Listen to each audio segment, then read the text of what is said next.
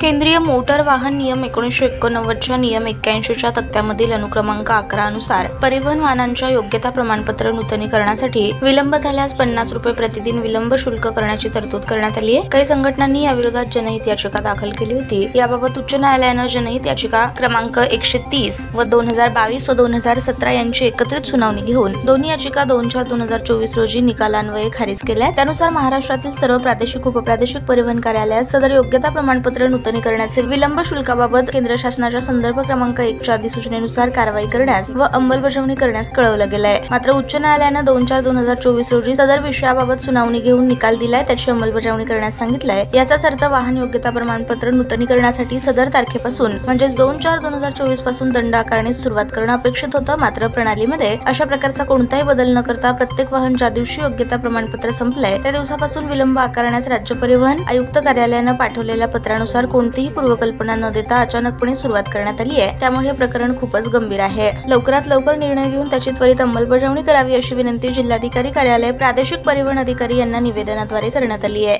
संघटना संयुक्त महासंघातर्फे आज माननीय जिल्हाधिकारी साहेबांना निवेदन देण्यात आलेलं आहे।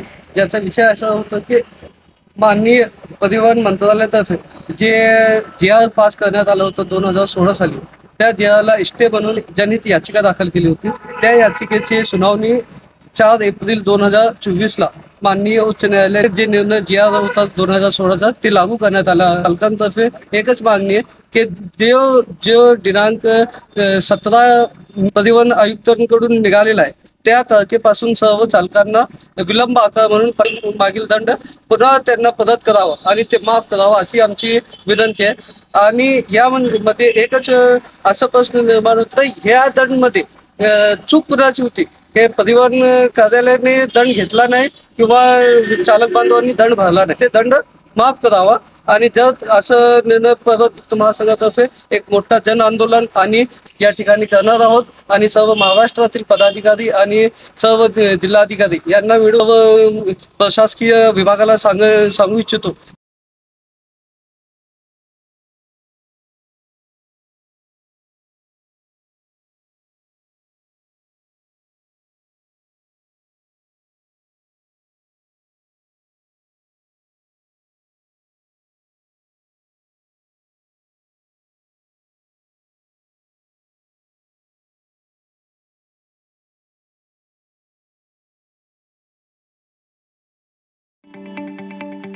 ताज्या बातम्या पाहण्यासाठी प्राईम महाराष्ट्र न्यूज चॅनलला सबस्क्राईब करा।